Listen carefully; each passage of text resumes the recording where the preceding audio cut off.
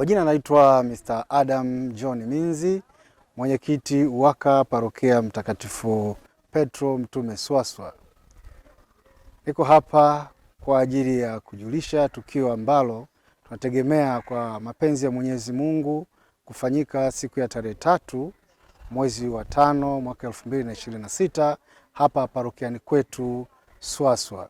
Tukio hilo ambalo litafanyika katika Jumapili ya 5 ya Pasaka, tumeliweka Wanaswaswa kama ni siku maalum kwa ajili ya utume wa wanaume wa Katoliki. Siku hiyo tutakuwa na matukio kadhaa ambayo sisi wanaume tutashiriki kikamilifu. Tutaanza kwanza wakati wa misa. Kwaya itakuwa ni kwaya ya UWAKA, kwa maana kwamba sauti zote 4 zitaimbwa na wanaume Katoliki wa parokia hii ya Mtakatifu Petro Mtume Swaswa. Tutashiriki pia katika utoaji wa vipaji na usomaji masomo.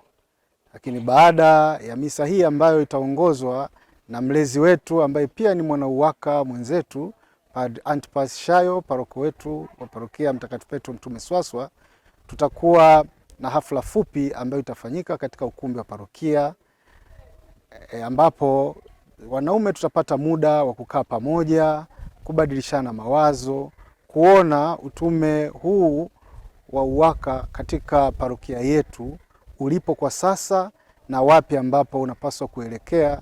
Tutapeana mawazo na namna bora ya kuboresha ili tuweze kuwa na utume ambao umetukuka katika parokia yetu. Lakini pia tutapata mlo wa pamoja, na baada ya hapo basi tutarejea majumbani kwetu. Lakini katika tukio hilo pia tutawashirikisha wanawake wa Katoliki, nikiwa na maana WAWATA.